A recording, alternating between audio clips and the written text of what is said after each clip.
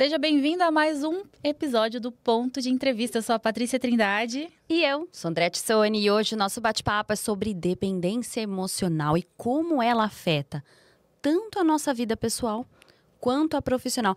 Patrícia, você sabia que a dependência emocional ela não está só diretamente ligada às relações amorosas, mas relações de trabalho, amizades, relações familiares também podem afetar a dependência emocional? Eu não sabia, mas hoje nós vamos conversar com a Patrícia Gabinay, que ela é especialista em comunicação não violenta e transformação comportamental. Patrícia, seja muito bem-vinda ao podcast Ponto de Entrevista. É um prazer ter você aqui. Eu que agradeço a oportunidade de estar aqui e falar sobre esse assunto tão importante, né? É um assunto bem comum e super importante porque afeta várias pessoas, né? E as pessoas não têm tanto conhecimento disso, né?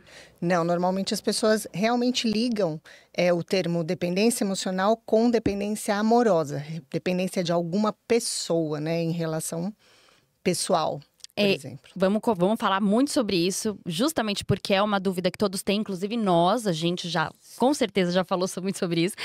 Mas eu queria que você se apresentasse primeiro, falasse sobre como você se tornou uma especialista em comunicação não violenta, transformação comportamental e falar diretamente sobre a questão da dependência emocional. Tá. Bom, minha formação, a primeira formação é de fisioterapia. Eu sou fisioterapeuta. Só que desde o comecinho, quando eu comecei a atender pessoas no hospital e principalmente que eu fazia trabalho de home care, eu percebia que quando as pessoas eram mais bem-humoradas, mais positivas, elas tinham uma recuperação melhor ou elas aceitavam melhor as condições que elas tinham. Porque às vezes eram condições que não dava para mudar. Mas dependendo da percepção do olhar positivo ou não, era como eles conseguiam responder à fisioterapia, né? Tinham uma qualidade de vida melhor. E eu comecei a ficar curiosa com isso. Comecei a estudar sobre comportamento, sobre positividade, sobre psicologia. E isso começou a se aplicar na minha vida também, porque eu comecei a perguntar para mim, né, os porquês de como eu era, por que eu fazia, o que eu escolhia na minha vida. E fui me aprofundando mais, indo para a área da mente e deixando a área do corpo. Na verdade, eu acredito que eu fui integrando a área da mente, a área do corpo e percebendo o quanto que a nossa mente afeta todas as outras áreas da nossa vida, né? Eu falo que eu trabalho com saúde integral. Então, a saúde integral, ela vai levar em consideração e trabalhar o corpo, a mente, e você pode falar o espírito ou você pode falar a essência, né? Então, eu acabei vindo para esse lado. Aí eu fiz algumas pós-graduações. Eu fiz em medicina chinesa, que explica bastante também de comportamento. Parece que não, mas explica. Fiz de psicologia transpessoal. Depois eu vim para o Theta Healing, que é uma terapia quântica, mas muito baseada em neurociência, né? O Theta Healing é muito baseado em neurociência. Depois eu vim para a comunicação não violenta. E aí parece que amarrou tudo, porque a metodologia da comunicação não violenta é você saber, você ter consciência dos seus sentimentos, das necessidades que você está precisando atender, né? E a dependência emocional tem tudo a ver com atender a necessidades. Por isso que eu gosto muito de juntar esses temas. Eu queria então que você me explicasse, porque agora eu fiquei muito curiosa.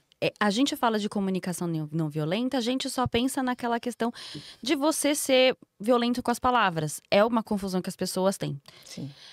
Então vamos elucidar, né, o público e esclarecer de fato o que seria a comunicação não violenta e como que, de certa forma, ela está interligada com a dependência emocional. Certo. Comunicação não violenta. Ela foi criada por um psicólogo americano chamado Marshall Rosenberg, que acho que faleceu há uns 3 anos. E ele trazia um convite para as pessoas, com a comunicação não violenta, para uma mudança de percepção de como a gente vê o mundo e de como a gente vê as relações. A maioria de nós foi criada para julgar, criticar. Por quê? Isso tem uma explicação. Não é porque a gente é ruim, porque o pai era ruim, porque o avô era ruim. Não. Porque quando a gente tem um olhar crítico, quando a gente julga, a gente pode ter a condição de sobreviver melhor, né? Mas isso era aplicado lá na época das cavernas, né? Só que o ser humano, na neurociência, a gente entende que ele não evoluiu tanto assim, da época das cavernas para cá. A tecnologia evoluiu que é uma beleza, né? Eu também acho que não evoluiu muito, viu? Mas o ser humano poderia ter evoluído melhor nas relações, né? Então, a gente aprendeu muito na base de o que nos ameaça é ruim, o que nos favorece é bom, né? Cuidado com o que te ameaça. O que te ameaça? O que é diferente de você. O que em alguma experiência sua fez dar errado. Você passou vergonha, foi criticado, foi julgado, sofreu alguma punição. Então, aquilo é errado. Só que a gente aprende isso na maior parte das vezes, na maior parte do tempo, quando a gente... Até os 7 anos de idade, quando a gente é pequeno ainda, criança. E a gente leva essas crenças e esses certos e errados para a nossa vida adolescente, para a nossa vida adulta. Por isso que a gente, quando a gente encontra um grupo diferente da gente, que pensa diferente, que fala diferente, a gente fica em estado de alerta. Será que é certo ou será que é errado? Pode ser errado. Não está dentro do que eu aprendi que era o certo e como eu poderia sobreviver nesse mundo, né? Então, o Marshall Rosenberg, ele traz para a gente, assim, que todos nós, seres humanos, temos necessidades humanas iguais. Então, nós somos iguais em necessidades. Vou dar exemplo de necessidade, vou falar as mais importantes para a nossa vida, que a gente faz muitas coisas erradas para atender essas necessidades. Sobrevivência é a primeira, né? Só que a gente não pensa em sobreviver. A gente pensa em pertencer, ser reconhecido, valorizado, aceito, amado. Então, vocês perceberam esse lugar que quantas coisas a gente faz para pertencer, ser valorizado, reconhecido, amado, aceito, desde pequeno, né? Então, ele aprende, o Marshall Rosenberg, na CNV, CNV Comunicação Não Violenta, ele ensina a gente a olhar para as necessidades da gente. Como nós fomos criados diferentes, nós aprendemos a atender as necessidades de forma diferente. Então, se eu quero descansar e tirar férias, eu penso em ir para a praia. Talvez você pense em ir para a montanha. Talvez a outra pessoa pense em ficar em casa, fazendo nada e só vendo série na Netflix. Né? Então, cada um tem a sua forma de atender necessidade. Nisso a gente é diferente. E aí ele ensina pra gente a empatia. O que é ser empático? A CNV mostra pra gente como que a gente atende às nossas necessidades. E quando alguma coisa acontece desafiadora na nossa vida em relação a outra pessoa, você me traz um conteúdo bem desafiador, uma conversa bem delicada. Eu posso escutar você e posso imaginar com curiosidade por que você está falando do jeito que você está falando. Por que você está me trazendo isso do jeito que você está trazendo? Mas no seu olhar. Se eu te conheço um pouquinho, né, eu sei que você tem uma cultura diferente da minha, talvez você tenha uma percepção diferente da minha, então eu vou te escutar para tentar entender qual é a sua necessidade, o que você está querendo atender a partir da sua colocação, que pode ser diferente da minha. Gente, isso faz toda a diferença na vida dos relacionamentos, pessoal ou profissional, muito, muito. A sensação que eu tenho é que realmente cada pessoa tem uma forma de expressar, mas a partir daquilo que ela aprendeu desde pequena. Por exemplo, eu falo assim, eu sou um pouquinho só estressada. Então, um pouco. Você também é. Só um pouquinho. Mas, às vezes, eu transformo isso em um tom de brincadeira, enfim, eu transformo isso em uma pitada de uma brincadeira ali para não me estressar mais. Então, para não ficar mais estressada, eu transformo isso em brincadeira. Mas eu vejo, por exemplo, no meu pai, que ele é uma pessoa realmente mais ríspida. Mas porque a criação dele trouxe ele para esse mundo. de ser mais ríspido. A gente brinca falando que é um pouco ogro e tudo mais. Então sempre foi assim, né? Desde que eu me conheço por gente. E aí eu falo, gente, mas a minha avó é igualzinho ele. Eles têm a mesma linha sabe, o jeito de falar e tudo. E engraçado que tem tios meus que não são assim. É engraçado, porque meu pai é assim e tem irmãos dele que foram criados na mesma casa e não é assim. Então eu acho que isso é um pouco do que você trouxe, né? Dessa diferença de cada um. Seria isso? Esse assunto, gente, vocês não têm ideia do quanto isso é profundo. Essa coisa de herdar, a gente herda geneticamente.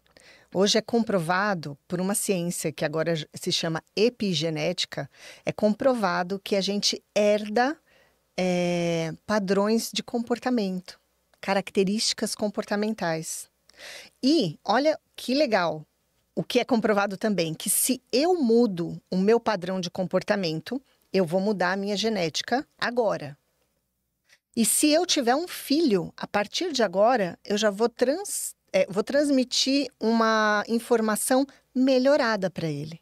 Caramba, que positivo isso. Então eu vou mudar para poder ter filho. O meu já era, que já não vou mais ter filho. Eles pegaram toda a genética que tinha, entendeu? É isso, desculpa, meus amores.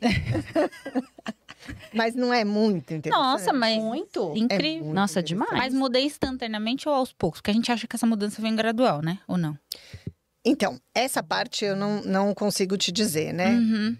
O que eu sei é que a ciência já percebe que em volta do DNA, né, em volta ali dos genes, ele já tem uma nuvem de proteínas que eles acreditam que está ligado a comportamento. Mas isso já tem, já tem esses estudos. Que incrível. Né? Então, a epigenética conta isso, sobre comportamento.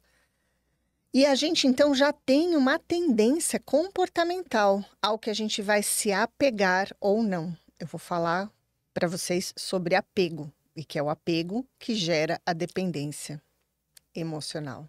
A dependência emocional, a gente sempre acha que ela tá relacionada a relacionamentos amorosos, né? Isso é que a gente escuta muito falando, né? Todos os, inclusive, cortes de podcast mesmo, assuntos que a gente vê no YouTube, no Instagram, todo mundo falando de dependência emocional como se todo mundo fosse meio que expert nisso. Uhum. Mas a gente não imagina que dependência emocional às vezes está muito relacionada também a trabalho, a família, a amizade. Então explica pra gente o real sentido da dependência emocional, como que ela vem, né? Uhum. E justamente por essa razão que ela abrange todas as áreas da nossa vida. Uhum.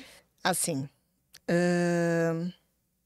imagina, eu falei um pouquinho antes sobre necessidades, né? E a gente atender as necessidades humanas. Algumas pessoas, muitas pessoas, têm carência. Vamos falar de uma carência? Então, a gente tem uma necessidade que está muito em baixa, que a gente não sabe como atender uma necessidade, por exemplo, de valorização ou pertencimento. Então, quando a gente encontra uma pessoa que valorizou a gente se apega naquela pessoa. A palavra é apego. A gente se apega naquela pessoa. E aquela pessoa vai virar uma estratégia para atender a nossa necessidade de valorização. Vou dando exemplos que eu acho que fica mais fácil da gente entender. Um jovem, o que a gente vê muito na adolescência? 12, 13 anos, 14 anos. Tá na escola, às vezes ele vai escolher um grupinho para fazer parte que nem sempre é o melhor grupo. Não é o grupo mais saudável. Às vezes é o grupo dos brigões, às vezes é o grupo de quem está usando droga. Mas aquele grupo traz para aquele jovem alguma necessidade atendida. Ele pode ver naquele grupo que ele vai ser protegido da escola, porque como é um grupo forte, é um grupo que pode dar segurança e proteção para ele. São necessidades muito importantes na adolescência, né? Que a gente se acha meio esquisito, né? A gente precisa fazer parte de um grupo para se sentir protegido. Então, aí ele pega e usa esse grupo como estratégia para atender essas necessidades várias. Segurança, proteção, reconhecimento, valorização, para eu estar ali dentro desse grupo. E ele vai fazer o que o grupo quer para ele continuar ali, pertencendo a um grupo que protege ele. Entendeu? Ele pode criar uma necessidade, ou necessidade não, ele pode criar uma dependência emocional daquele grupo. E ele pode depois procurar outros grupos parecidos. Se o pai obrigar, se a mãe obrigar a sair daquele grupo, ele vai sair. Aí vão mudar ele de escola. Aí na outra escola, o que ele vai fazer? Ele vai procurar um grupo parecido, porque ele já entendeu que um grupo daquele pode fazer ele se sentir protegido, seguro, valorizado, pertencente.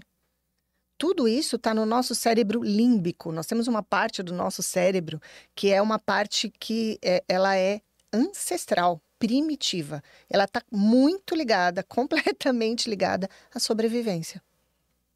Então, isso foram 2 exemplos que eu dei, né? Por que numa relação, uma mulher ou um homem, né?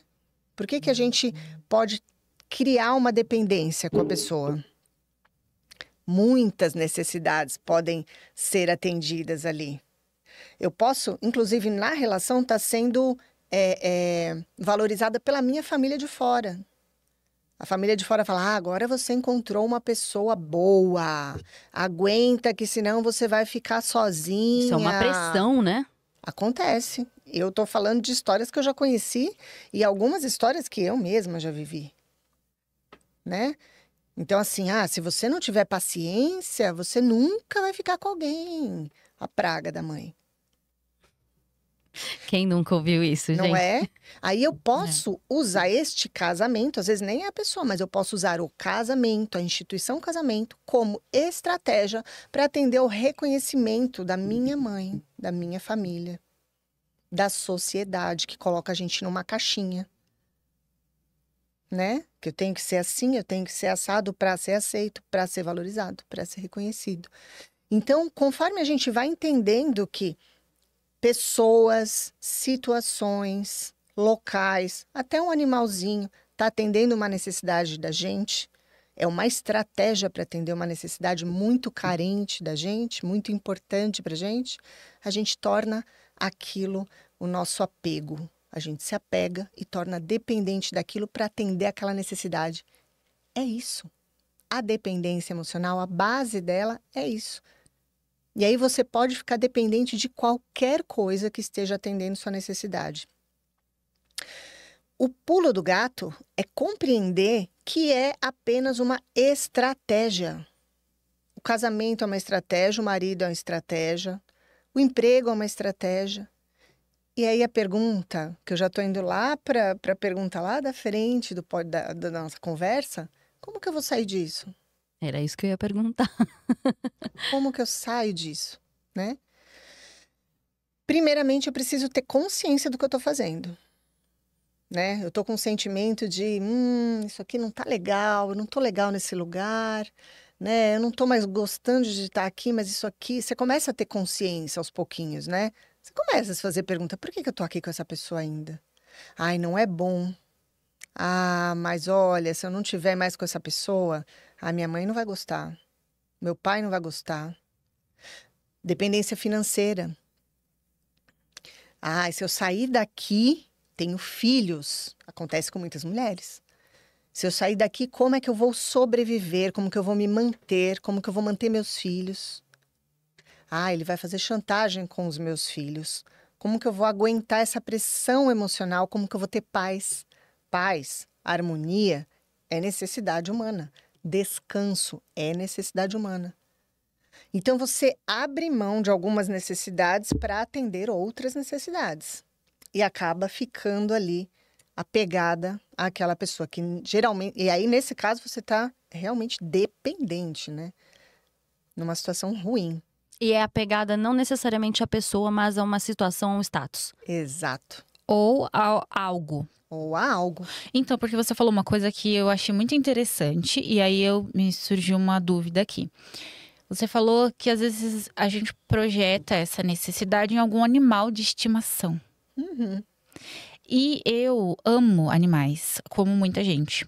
Só que eu já vi, tá? E já vi muito, inclusive, pessoas que não saem pra viajar por conta do animalzinho, porque não quer deixar com ninguém, porque não quer deixar num hotelzinho, porque, enfim, não quer largar de jeito nenhum.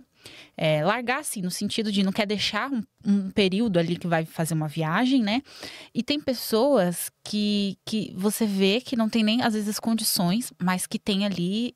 Eu já conheci pessoas com 50 cachorros em casa e não tinha condições para cuidar desses 50 cachorros. E aí você fala, gente, mas é muito, porque isso é preencher alguma necessidade? O que seria? Isso é uma busca por preencher um buraco gigante causado por uma necessidade não atendida. A gente precisa entender os acumuladores, É isso que eu ia acumuladores de qualquer coisa. Você está tentando preencher um buraco que você não conseguiu preencher. É uma necessidade. E eles se enquadrariam também numa questão de meio que dependência emocional? É uma dependência emocional. Gente, caramba, Sem eu não tinha dúvida. ideia, gente. É porque Sem dúvida, você está dependente emocional De coisas. de um apego, de alguma situação. Eu quero mais cachorro, eu quero mais coisa dentro de casa. Tem gente que acumula coisas, tem gente que acumula bichos. A questão é muito profunda. É compreender que crença que essa pessoa tem, que crença que foi criada, né? Por ela, de alguma situação da vida dela, provavelmente na infância, que trouxe para ela, assim, uma carência de ter, por exemplo, cachorros dão afeto, né, gente? eu amo. O cachorro é dependente emocional do dono. O gato não é, mas o cachorro é. Eu gosto de gato. Eu não sou tão. Eu gosto dos dois, eu entendo a Eu gosto de diferença cachorro, deles. Mas eu não teria um gato, por exemplo. Porque o gato, eu acho ele muito independente. Eu falo, gente, por que você Dependa assim? de mim. Olha, tá vendo? Eu acho você muito independente. Você tem que Não depender pode. um pouquinho de mim. Você tem que vir me cheirar quando. Aí o cachorro é aquele amor quando você chega em casa. Ele. Nossa. E os cachorros vão ser assim, para aquela única pessoa, porque os bichinhos, eles acham que a gente é anjo, né? Então, a gente deveria fazer as coisas boas para eles sempre. Nós estamos, no Theta Healing a gente fala isso, né? Que nós estamos para os animais como os anjos estão para nós. Uau! Caramba. Né? Que responsabilidade seria se todo mundo visse isso, entendesse, sentisse e aplicasse, né? Então, assim, olha só, é gostoso a gente ter um animal, porque o cachorro, ele, independente de você brigar com ele, tá? Você vai chegar e ele vai te lamber, ele vai pular em você e ele vai ficar feliz. O que será que esses acumuladores têm que precisam deste animal, deste bichinho? Né? Dessa felicidade toda, né?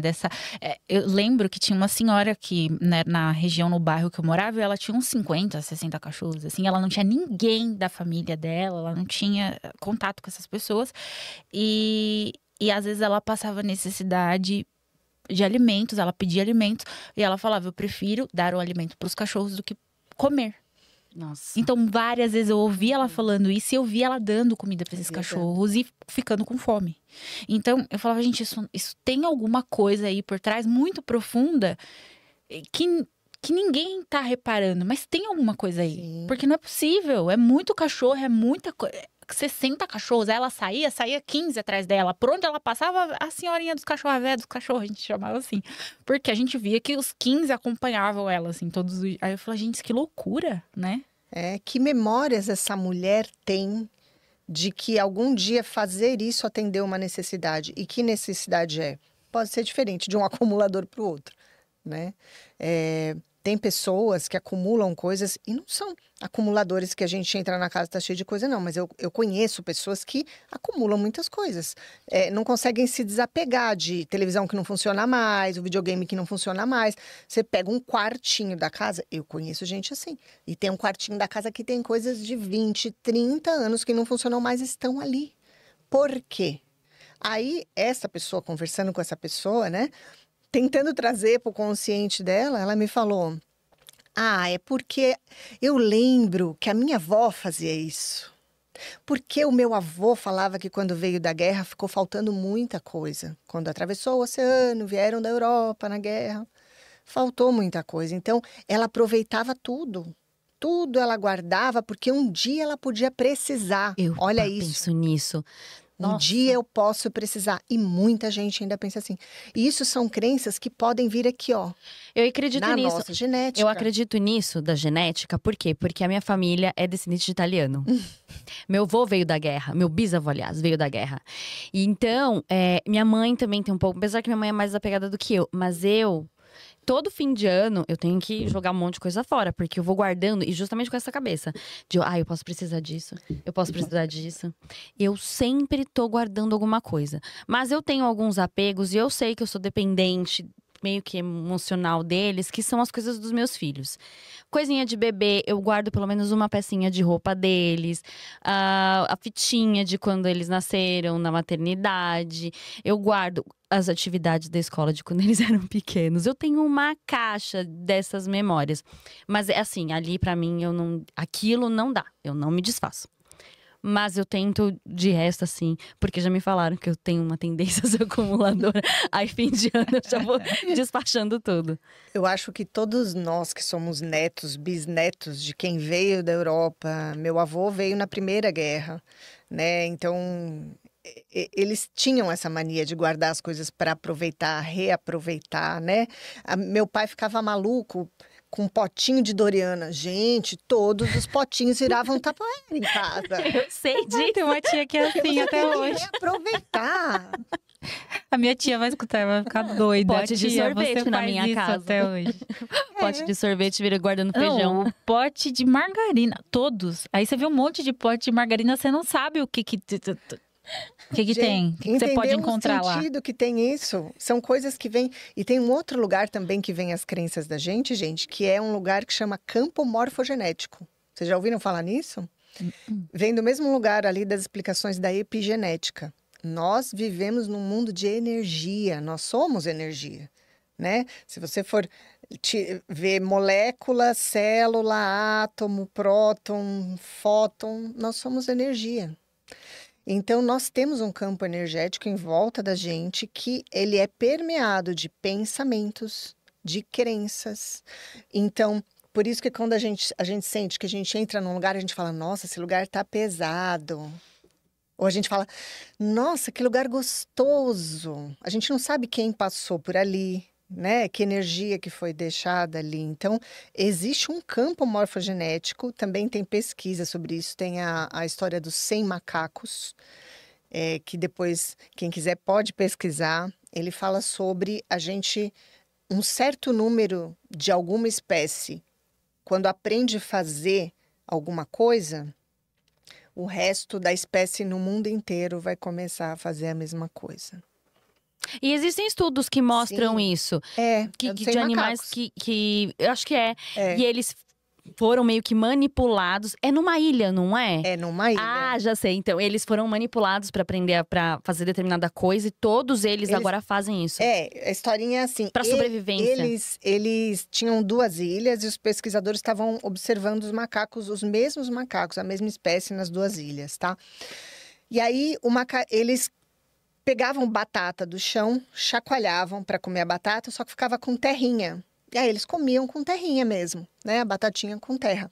Aí um primeiro macaco de uma das ilhas foi lá e molhou no mar e tirou a terrinha. Aí ele pegou e provou e ficou muito mais gostoso. Ele comeu a batatinha sem a terrinha. Aí o outro macaquinho viu o que ele fez, macaco imita, né? Foi lá, molhou. Quando foi ver, todos os macacos começaram a molhar a batatinha para tirar a terra e depois comer. Na hora que completou 100 macacos, eu não sei se exatamente eles consideram que realmente era o 100º macaco, a experiência é essa, mas foi um número ali próximo de 100 macacos. Todos os macacos da outra ilha começaram a molhar as batatinhas no mar e lavar para tirar a terra. E esse é um experimento. Eles já fizeram outros experimentos, que é o experimento do campo morfogenético. E essa teoria é do cientista Rupert Sheldrake. tá? Quem quiser pesquisar depois. Achei muito legal. Então, a gente está envolvido nisso. As nossas crenças, elas vêm de vários lugares, né? Inclusive do campo morfogenético, que você fala, as pessoas vieram da guerra, trazendo lá da guerra, né? Tem todo um campo dessas pessoas que vieram sofrendo nos navios, que chegaram aqui, né? Os seus avós ou bisavós eram italianos. Eles vieram provavelmente na Segunda Guerra. O meu veio na Primeira Guerra. Então, ele fala que era uma... Não, acho que eles eram na Primeira também, Guerra, né? isso. Só que o meu avô falava que ele chegou aqui, já estavam os italianos. E a língua italiana era mais fácil de falar perto do português do que a dele, húngaro. Nossa, é. Então, que eles ainda sofreram sendo enganados por todo mundo. Porque eles não entendiam mesmo nem o italiano, nem o português. E eles começaram... Foi muito difícil para eles sobreviverem. Né? Ele falou que por muito tempo eles realmente viviam para comer. Eles trabalhavam para comer, quase um trabalho escravo. Pessoas que tinham terras lá, né? Isso aconteceu bastante, né? Na Muito. época. E eu acho que faz muito sentido a gente ter essa necessidade de acumular comida. Às vezes até a compulsão que a gente tem por comida, de armazenar, de não sentir fome. Agora me veio isso na cabeça. Pode ser um fator também, né? Sim. São memórias que a gente traz deles, energias deles, padrões comportamentais. Então, é profundo mesmo. Nossa, a gente muito, entender. Demais. E se você for entender que tudo isso vai influenciar de uma certa forma ao que você se apega, ao que você, sem perceber, se torna dependente emocional. E por que é emocional? Porque está atendendo uma necessidade sua.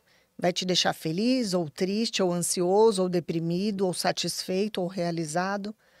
É emoção, é sentimento, né? Então, você se apega a coisas, ou pessoas, ou situações, essa é a mecânica, para atender a uma necessidade. E usa isso como estratégia. Quando a gente entende que a gente está usando isso para atender isso, começa a possibilidade da gente mudar. Porque aí você vai focar na necessidade, vai falar, que outras estratégias eu posso usar para atender essa necessidade? Poxa vida, eu tô com essa pessoa só para ser reconhecida pela minha família? Então, no caso, pode ser uma dependência emocional de pertencimento ou de reconhecimento da família? Validação. Pode ser uma validação da sua família. E aí, qual seria outra estratégia que a pessoa pensaria? Isso aqui pode ser um caminho para mudança. Você vai ter que trabalhar a sua relação com a sua família. Né? E começar a fortalecer a sua autoestima. A sua autoestima. O seu autorreconhecimento. Vai ter que começar a fazer uma terapia aí para começar a olhar para você e falar, tudo bem, por que você está dependendo ainda da aprovação da sua família? Você já cresceu. Não é mais criança. A gente se comporta como criança. Né? Nesses casos. Eu ainda quero a aprovação da mamãe e do papai. Gente, já crescemos. Mas a pessoa ainda não cresceu, ela ainda tá na criança dela. Isso. Então, você precisa trabalhar a sua criança ferida.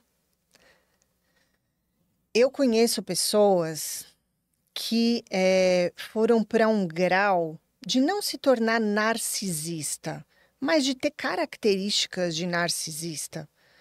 Por quê? Porque foi abandonado, rejeitado pela mãe quando era bebê. A mãe não quis ver, a mãe não quis amamentar. A mãe teve um estresse dela, pós-traumático ali. O parto é um trauma, gente, né? Para algumas mães, né? Às vezes é muito difícil. E ela não quis. Ele ficou com uma tia 4 meses. Aí, aos pouquinhos, a família foi trazendo de volta, mas esse bebê se sentiu rejeitado. Depois, esse bebê foi crescendo, virou uma criança e a mãe reforçou a rejeição. Falou, eu devia ter tirado você. Reforçou isso nessa criança. É pesado. É pesado isso. Como que essa criança... O que tem a ver com dependência emocional? Essa pessoa, ele é dependente hoje emocional de algumas coisas, né? Como que essa criança entendeu a rejeição?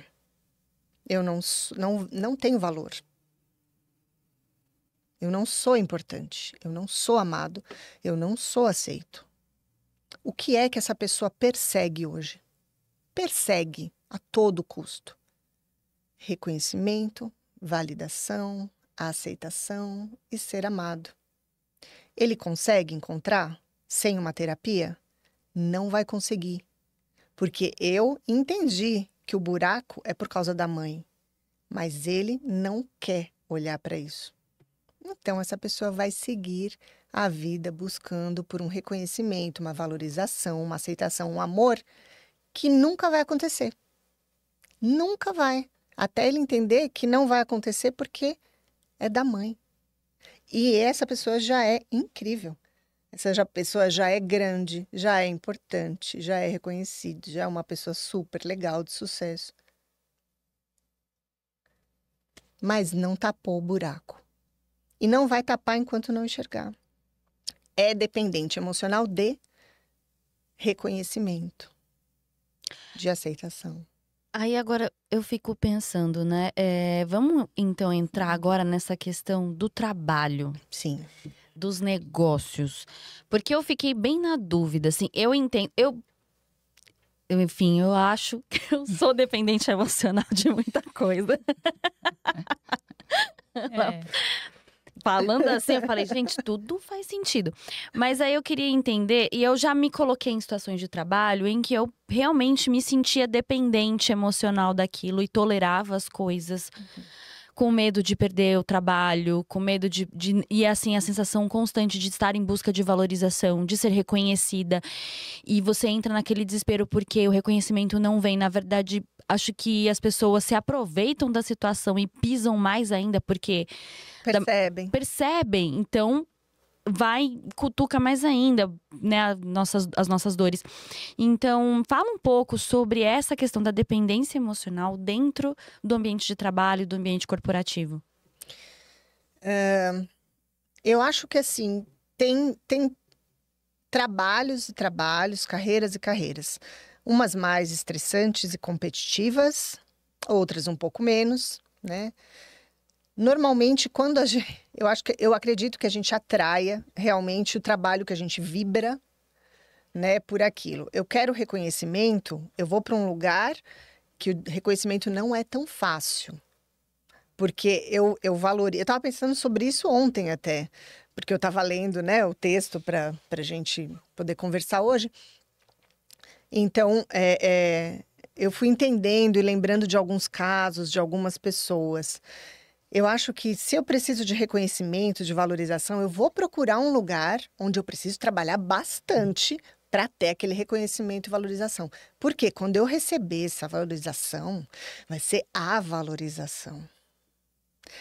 E aí a pergunta é de aonde que eu não fui valorizado, né? Quem não me valorizou para eu estar levando isso para o trabalho? Esse buraco de valorização, ele vem comigo. Ele não tem relação com o trabalho. Ele vem comigo.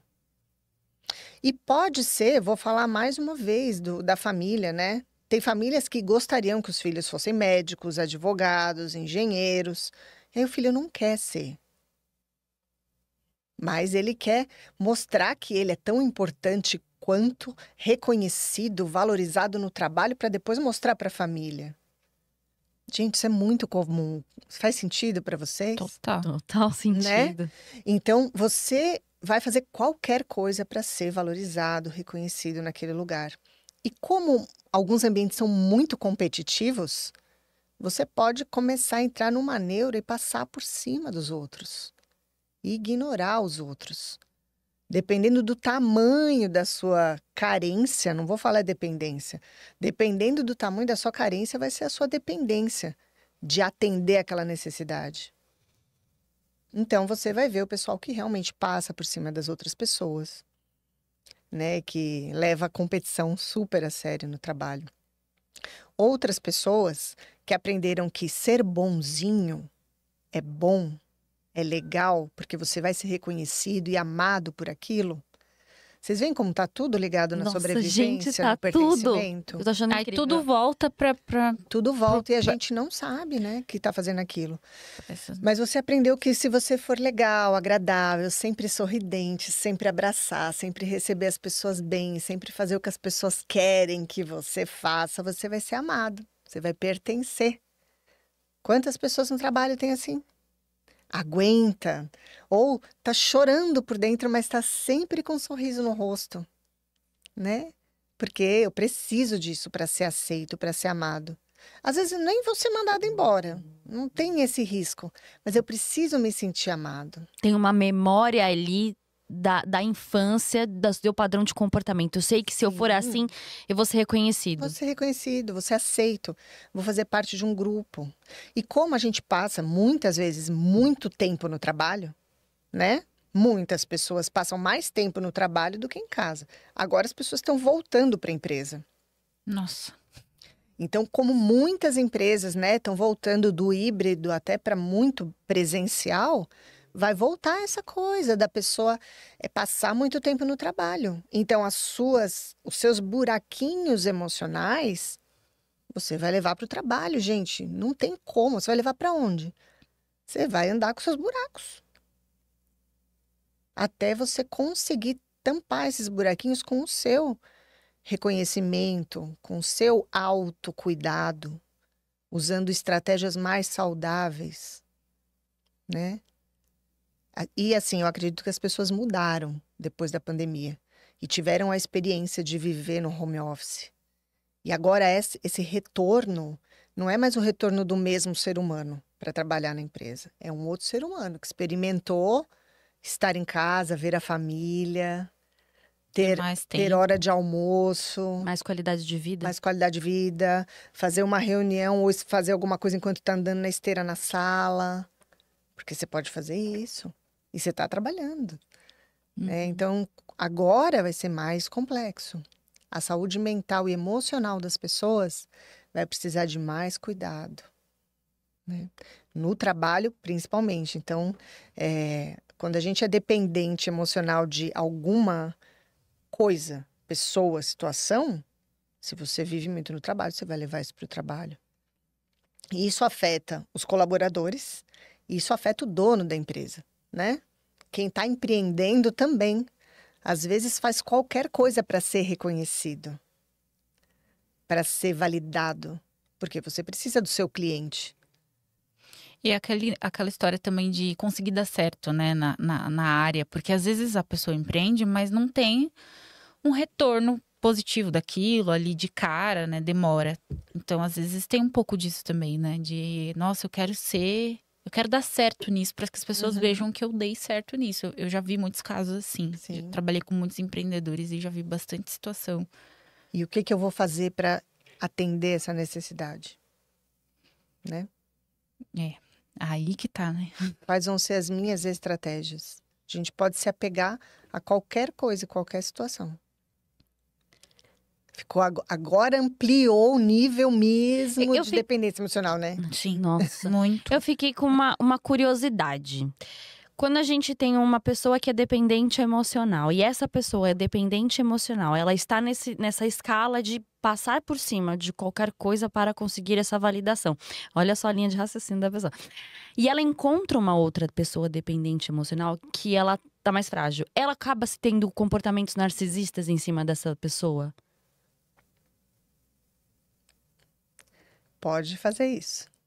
Pode ter essa troca, assim, tipo uma virada ali, e ela acaba sendo tóxica e mais agressiva com aquela pessoa. Ela pode tanto ser agressiva quanto ser manipuladora no nível de um narcisismo disfarçado, né? São características narcisistas, né?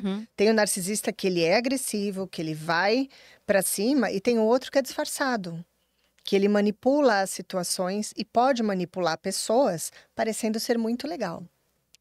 Inclusive. Mas ali no fundinho ele tem aquela carência e uma dependência emocional. Sim, ele tem. E se ele reconhecer que tem outra... Sobreviventes são muito inteligentes, né, pessoas? Sobreviventes crescem uma inteligência para sobreviver enorme. E ele tem essa sensibilidade, percebe que o outro tem uma carência, é dependente de elogio, de nanana, ele vai manipular essa pessoa. Eu achei isso... Nossa, gente. Eu lembrei bastante agora que você falou de elogio e tal, do Love Bomb. Love Bomb.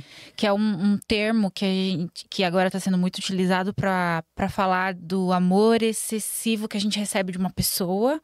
E aí a gente começa a achar que aquela pessoa é incrível, maravilhosa, é só aquela pessoa, se apaixona loucamente a pessoa. Depois que ela vê que te ganhou, ela some. Desaparece e te deixa num estado teoricamente, de depressão, meio, enfim. Perdida, ansiosa, confusa, porque exato. A pessoa ela muda o comportamento bruscamente. Porque ela deu todo o amor ali naquela situação, né? Naquele período que a pessoa às vezes tá se conhecendo, tem meses, né? Não tem uma relação ali construída e já tem aquele afeto muito... de forma muito brusca, né? Recebendo aquele amor de forma muito intensa. E eu pensei muito nisso quando você falou assim, a pessoa tá dependente, ele percebe que a pessoa tá dependente de afeto, por exemplo, dependente de elogio. E aí ela vai lá e dá tudo isso em dobro pra uma pessoa que é carente, por exemplo. Aí essa pessoa se torna dependente, né? Pelo que eu tô entendendo. E ele tá em busca do reconhecimento. Aí quando ele consegue o amor dela, né, todo aquela carinho depositado nele, ele já conseguiu o que queria. Ele vai para a próxima vítima. Pode ser. Pode ser. É que, assim, eu acredito que não dá pra gente achar que todas as coisas, tem um padrão sempre igual, sabe? Mas quando essa pessoa faz tudo e depois sai e vai para a próxima vítima, que foi o que você falou, ele vai para a próxima vítima porque essa daqui não está atendendo mais o que ele precisa de necessidade. Tá? Ele vai para a próxima para que o buraco, depende do buraco aqui da necessidade dessa pessoa que tem esses padrões meio narcisistas. Não estou falando que ele seja um narcisista, mas tem esse padrão, esse buraco, essa carência. Talvez no momento ela não supra mais aquilo, porque ela estava só recebendo. No começo ela podia estar dando. Só que aí ele foi dando, e aí ela foi acalmando. Eu tô sendo amada. Aí ele, não tá tão legal. Agora eu vou para a próxima que vai voltar, vai ser intensa comigo também, né? Vou fazer isso com outra pessoa que no começo vai ser intensa. As relações, hoje os relacionamentos estão muito frágeis. Porque as pessoas estão tendendo a querer prazeres imediatos, intensos, né? Tudo isso a tecnologia tem uma parcela de responsabilidade. Tem a responsabilidade dessa evolução da tecnologia, mas tem a responsabilidade das pessoas estarem muito frágeis mesmo, sabe? Sem educação emocional nenhuma. Então, os relacionamentos estão frágeis. Eu quero intensidade, eu quero emoção. Porque a telinha não te dá emoção de verdade, né? E é tipo aquelas pessoas, né? Se não brigar, não ama e não sei o quê, aquela história. Olha as crenças, né? É tipo assim, tem que ser doida mesmo, porque senão não serve. Tudo isso são crenças.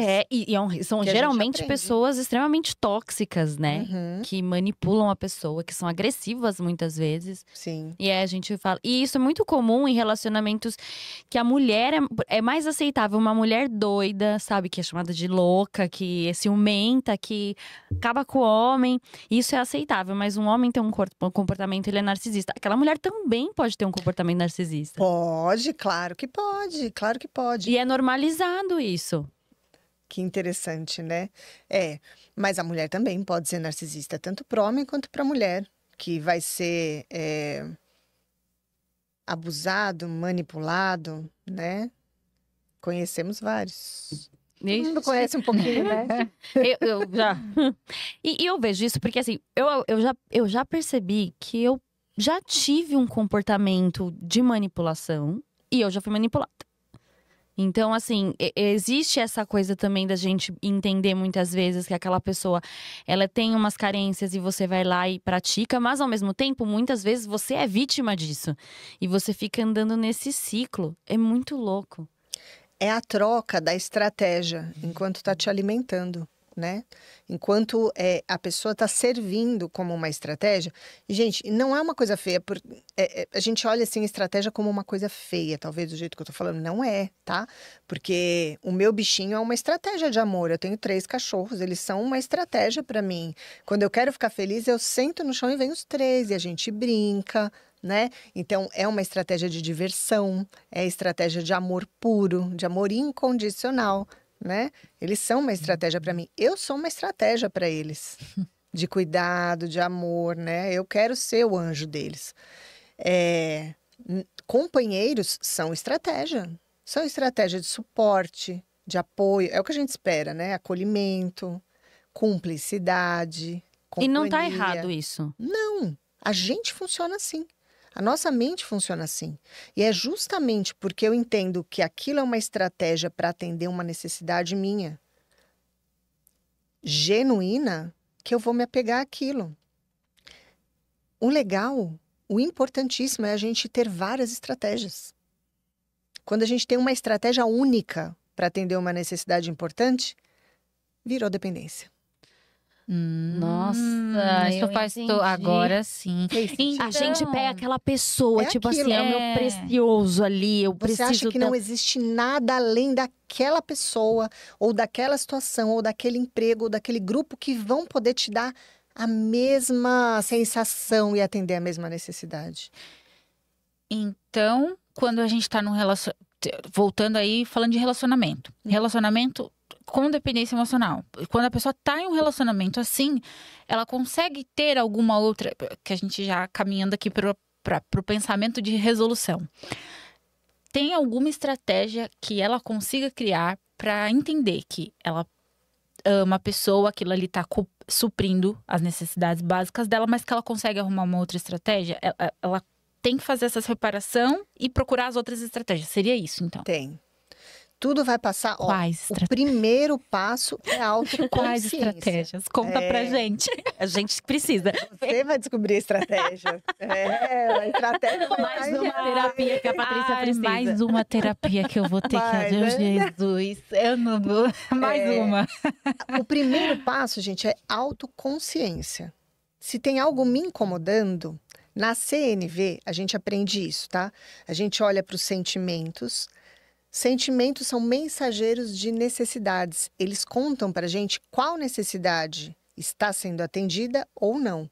Se o sentimento é bom, feliz, agradável, né? O sentimento agradável, eu tô feliz, eu tô alegre de estar aqui com vocês, né? Eu tô realizada de estar fazendo esse podcast, né? Então, que necessidades eu estou atendendo com isso? Eu estou atendendo minha necessidade de realização pessoal. Eu estou atendendo minha necessidade de eficiência para os vídeos que eu vou passar para as pessoas para contar o que eu faço, como eu faço. Eu estou atendendo uma necessidade de autorreconhecimento, autovalorização. Olha que legal, né? Então, a gente começa a aprender, os sentimentos contam para a gente que necessidade está sendo atendida. Da mesma forma, quando eu estou triste, quando eu estou com raiva. Raiva é uma coisa que eu conheço muito, porque tudo para mim era raiva. Eu só tinha esse único sentimento, parecia. Mas por trás da raiva tinha indignação, tristeza, né? E essas a indignação, a tristeza, a raiva, o que elas me contavam? Sobre as minhas necessidades. Muitas vezes necessidades que para mim eram importantes, ser ouvida. Isso me deixava com raiva quando eu não era ouvida. Mas, na verdade, não era só raiva. Eu sabia expressar através da raiva, mas era tristeza. Eu ficava decepcionada, ficava triste. E estava me contando o quê? Que eu precisava de outras pessoas que me escutassem. Eu queria ser ouvida. Eu queria poder me expressar na minha autenticidade. Olha, gente, já ouviram falar isso, né? Sim. A gente quer ser autêntico, mas o mundo joga a gente para dentro de uma caixa. E, às vezes, a nossa autenticidade não está dentro da caixa. E a gente fica triste. Então, isso que eu estou falando para vocês é esse jogo, essa dança de autoconsciência. De eu entender os meus sentimentos, eu entender as minhas necessidades. E aí, sim, eu olhar, nossa, então a minha estratégia é essa para atender essa necessidade. Não faz sentido. Que outra estratégia eu posso usar para atender? Que outras pessoas eu posso usar para ser meu amigo, passear comigo, andar comigo. Eu tô falando de andar porque eu queria colocar no meu ex-marido, por exemplo, eu queria jogar todas as necessidades possíveis dele antes de fazer o curso de CNV. Eu queria que ele fosse o apoio, o acolhimento, a pessoa que viaja, a pessoa que anda na rua, que caminha comigo, que vai no Parque de Ibirapuera. Só que ele não gostava de andar, não gostava de fazer exercício, não gostava de caminhar comigo. E eu ficava muito chateada com ele, porque eu achava que ele tinha que fazer. E ninguém tem que nada. O que eu... Amei essa frase. Ninguém tem que nada, Bem gente. forte. Isso é muito legal. Ninguém tem que nada. Eu sempre falo isso, não tenho que nada. Não sou obrigada. Não sou obrigada Não, a nada, eu Ninguém falo tem que direto. nada. Até um não que eu dou pra você, eu tô contando pra você que é uma estratégia, não é legal.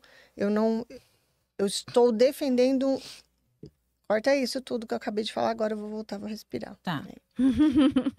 Até quando eu falo não pra você, eu tô atendendo uma necessidade minha. Ah, ele também estava atendendo uma necessidade dele. Ah, e vamos caminhar comigo? Poxa, você é chato, não caminha comigo. Não, eu só não gosto. Eu quero ficar em casa hoje descansando. Eu vou atender a minha necessidade de descanso. Não é assim que eu gosto de descansar andando. Você é, eu não. E tudo bem. Andar para ele não é uma estratégia, é para mim. O que eu tinha que fazer e que eu aprendi? Eu preciso achar outra estratégia. Aí eu comecei ou a andar sozinha, ou ir com o cachorro, ou chamar uma amiga para caminhar. Quando eu entendi isso e achei outras estratégias, o casamento acabou. Brincadeira. Eu fiquei com uma cara do tipo... Que droga. Achei que ia resolver a vida. Veio, não deu certo. Gente, é isso. É sobre. Acho que estamos finalizando da melhor forma possível. Pode cortar Eu não essa sei. parte. Essa parte Não, essa parte a gente pode Não cortar. pode, ficou muito legal. Era isso que ninguém esperava, essa frase sua. Essa que a gente vai colocar. Mas às vezes a gente está num relacionamento e acha que ele é uma estratégia para um monte de coisa. É verdade. E aí quando você acorda e faz terapia, uma vez eu fiz terapia e a psicóloga falou assim para mim: se vocês dois fizerem terapia, pode ser que vocês continuem juntos. Se só um fizer, só um vai despertar. E aí pode acabar. Entendeu? Então é isso. O caminho da autoconsciência vai libertar a gente para a gente ser quem a gente é na essência, para a gente poder ser mais autêntico, para a gente poder atender as nossas necessidades e ter estratégias mais adequadas, mais saudáveis para a gente tomar decisões e fazer escolhas que são boas mesmo para nós, para a gente se reconhecer, para a gente se valorizar, para a gente ficar feliz com a nossa essência. Então, o autoconhecimento, né, a autoconsciência, trabalhar as nossas crenças vai libertar a gente. Eu falo que autoconhecimento liberta. É isso. Agora, para finalizar, eu queria que você conversasse com a câmera ali e passasse uma mensagem para as pessoas que, assistindo o programa, perceberam que são dependentes emocionais ou conhecem ou convivem, como elas podem lidar, reconhecer e ter mais um despertar mesmo, né, para a mudança, para a virada de chave.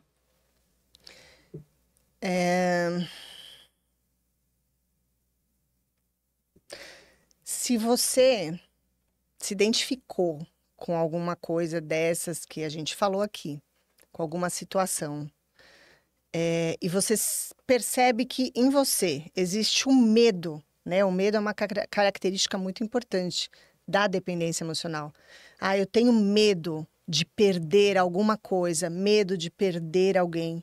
Eu tenho medo que me dá desespero de sair daquela situação, porque eu não sei como vai ser a minha vida sem aquilo. Eu não consigo imaginar a minha vida sem aquilo.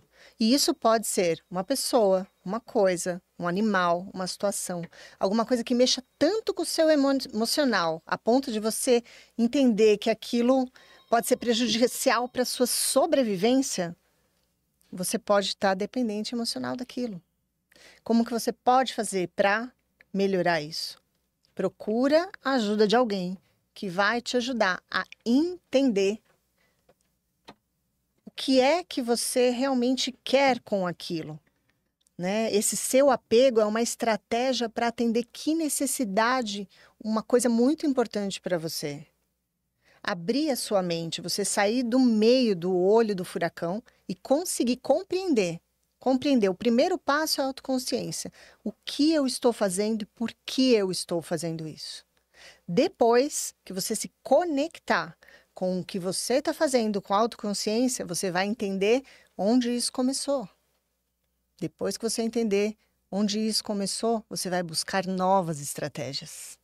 É assim que a gente vai saindo das dependências emocionais. Pequenininhas, médias ou grandes. Incrível, a gente queria ficar aqui mais 2 horas perguntando. Totalmente, tem um monte de pergunta ainda pra fazer. Eu também, mas vamos deixar pro próximo episódio. Maravilhoso. Porque senão a gente não vai terminar aqui. Patrícia, muito obrigada pela sua participação, foi incrível, aprendemos muito com você. Deixa suas redes sociais pra gente. Eu que agradeço por poder participar com vocês são ótimas. Obrigada. Eu tenho um site que é www.patriciagabinai.com.br. Não sei se depois dá pra gente deixar, né? A gente coloca assim. No Instagram é Patrícia Gabinai, no LinkedIn também é Patrícia Gabinai. É o meu nome, basicamente. Vai estar tudo aparecendo QR Code na tela também. Vamos lá fazer estratégias com a Patrícia, com certeza. Patrícia, com toda certeza, já tá lá. Patrícia, muito obrigada. Foi uma honra tê-la você aqui. Assim, foi sensacional. Tudo. E juro, eu fiquei muito surpresa com muitas coisas Também. que eu não tinha ideia. Muito obrigada. Excelente. A gente vai ficando por aqui. Não se esqueça de se inscrever no nosso canal para receber todas as notificações. E estamos em todas as redes, né, Paty? Em todas as redes, Instagram, Spotify, YouTube, LinkedIn. LinkedIn também, hein? Em tudo. Siga, curta, compartilhe com seus amigos. E é isso. Muito obrigada. Um beijo e até o próximo episódio. Obrigada. Tchau, tchau.